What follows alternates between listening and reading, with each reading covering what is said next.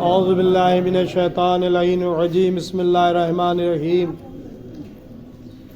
یا ایھا الذین آمنوا کتب علیکم الصیام کما کتب علی الذین من قبلکم لعلکم تتقون صلی اللہ علیہ عزیزوں، یہ آج نماز عصر کے بعد جو آپ کے سامنے گفتگو ہو رہی ہے، یہ مجلس نہیں ہے بلکہ موعظہ ہے، اور موعظے کا عنوان ہے آمد ماہ رمضان مبارک۔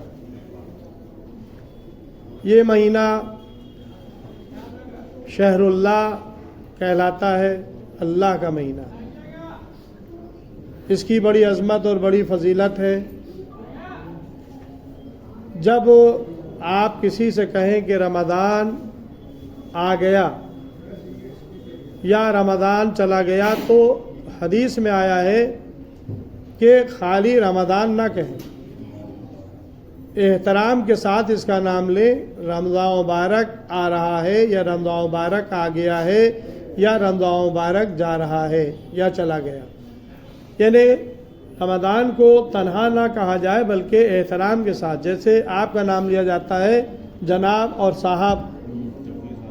اب نام میرا علی عباس ہے، اب آپ کہتے ہیں جناب سید علی عباس صاحب، تو یہ جناب اور صاحب جو آپ بڑھاتے ہیں یہ احتراماً بڑھاتے ہیں، ورنہ ہمارے نام کا جز نہیں ہے۔ اسی طرح سے 12 مہینے ہیں، لیکن 12 مہینوں میں کسی مہینے کے لیے یہ ہدایت نہیں کی گئی، فرمائش نہیں کی گئی، لیکن ماہ رمضان کا مہینہ وہ ہے جس کے لیے کہا گیا کہ جب یہ کہو تو ماہ رمضان یا رمضان مبارک کہو، مبارک مہینہ۔ اور اس مہینے کی خصوصیت یہ ہے کہ جب ماہ رمضان مبارک آتا تھا اور آخری شعبان ہوتا تھا، شعبان کا آخری جمعہ، تو آخری شعبان کے جمعے میں پیغمبر اسلام استقبال ماہ رمضان مبارک کے لیے خطبہ ارشاد فرماتے تھے، اور اس میں ماہ رمضان کی عظمت کو بیان کرتے تھے۔ لہذا اس خطبے کے بعد اجزاء یہ ہیں جو مولا کائنات امیر المومنین علی بن ابی طالب علیہ السلام سے مروی ہے۔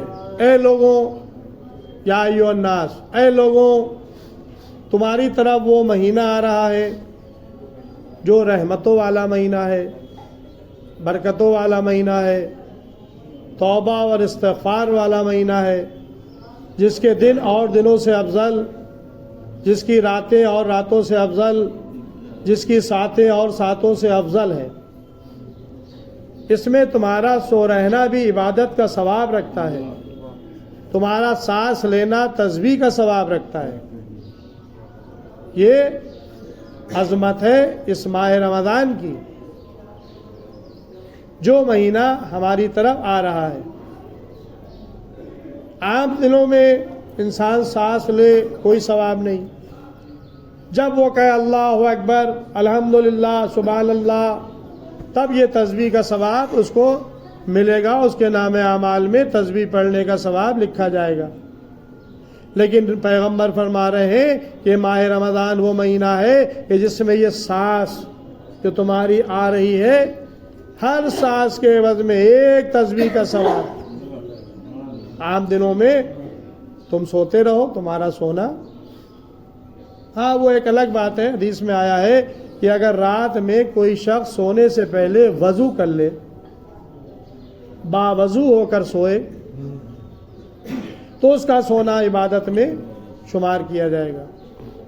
لیکن ماہ رمضان میں یہاں پہ وضو کی شرط نہیں بتائی جا رہی ہے، بتایا جا رہا ہے کہ تمہارا سو رہنا، نیند آ گئی، غنودگی آ گئی، سو گئے، چاہے وضو سے ہو یا نہ ہو، سو گئے، تو یہ سونا جتنے دیر ہم سوتے رہے، یہ ہمارا سونا بھی عبادت میں لکھا جاتا رہے گا۔ اب ذرا غور فرمائیں، جب مومن کے سونے کا یہ عالم یہ ہے کہ اگر ماہ رمضان میں سو رہے تو اس کا سونا عبادت میں شمار ہوگا، تو اگر کوئی امیر المومنین بستر رسول پر سو رہے تو ظاہر ہے کہ پھر اللہ اس کا نصب ایسا ہوگا کہ اللہ اس کو خرید لے گا اور اپنی رضا اسے عطا کر دے گا. چلو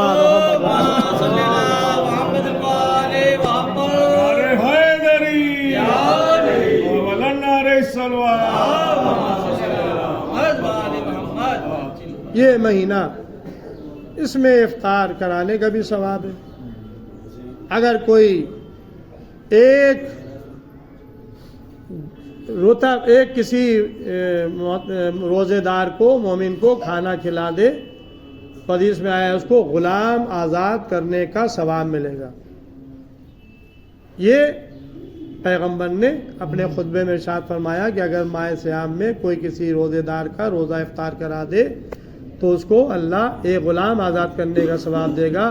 مجمع سے ایک شخص کھڑا ہو گیا، کہا کہ یا رسول اللہ اگر ہماری بساط نہیں ہے کہ ہم کسی کو کھانا کھلائیں، کسی کا افطار کرائیں، تو پھر کیا ہم ثواب سے محروم رہیں گے؟ تو آپ نے فرمایا کہ اگر ایک گھونٹ پانی اور ایک رطب کی گٹلی ایک رطب سے بھی اگر تم افطار کرا دو گے تو اللہ تمہیں وہی ثواب عطا کرے گا، یعنی ایک غلام آزاد کرنے کا. کوئی مسئلہ ہو تو بتا دیں، ہم بیان کر دیں. یہ تشریح کریے کہ روزے میں سوئے آدمی بغیر روزے کا تو کیوں سو رہے ثواب دیکھا جائے. بھائی دیکھیے ایسا ہے نا کہ اللہ نے روزہ واجب کیا ہے. کس پہ کیا ہے؟ کس پر کیا ہے؟ جو نہیں مومنین پہ روزہ فرض کیا ہے، لیکن جہاں پہ حکم روزہ آیا ہے وہیں پر یہ بھی کہا گیا ہے کہ اگر تم میں کوئی بیمار ہے یا مسافر ہے. تو میں یہ کہہ رہا ہوں کہ اگر کوئی بیمار ہے یا مسافر ہے یعنی شرعی عذر ہے اور روزے سے نہیں ہے، تب بھی اس کا سونا ماہ صیام میں عبادت ہی کا ثواب رکھے گا.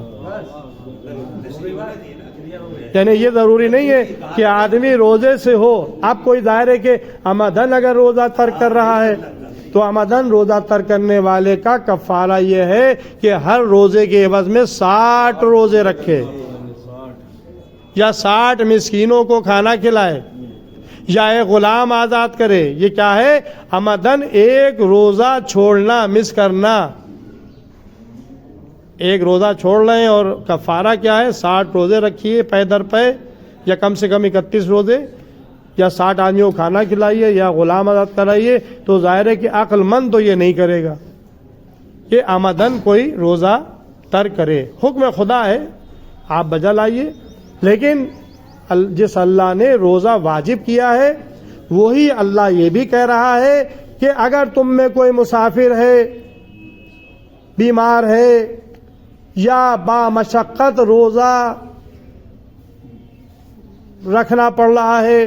اب با مشقت کی تشریح جو ہے وہ احادیث میں آئی ہے اور ہمارے مراجع نے اس کے تفصیلی مسائل بیان کیے ہیں.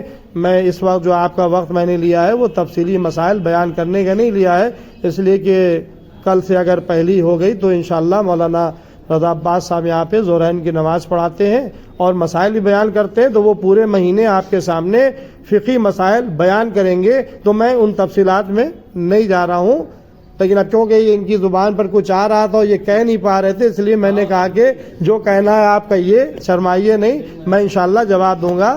تو اب ظاہر ہے کہ یہ ان کا کہنے کا مطلب یہ تھا کہ سو رہنے سے سونا جو ہے وہ عبادت کا ثواب رکھتا ہے، لیکن انہی لوگوں کے لیے کہ جو روزے کی حالت میں ہو. تو میں نے ان سے ایک دلیل ان کے سامنے عقلی پیش کر دی کہ جب اللہ یہ اجازت دے رہا ہے کہ اگر تم میں مریض ہے یا تم میں کوئی مسافر ہے تو اب ظاہر ہے کہ جب اس پر روزہ ہی واجب نہیں ہے تو کیا اگر وہ سوئے گا ماہ رمضان میں تو اس کو ثواب ملے گا یا نہیں ملے گا، یہ ایک مسئلہ ہے.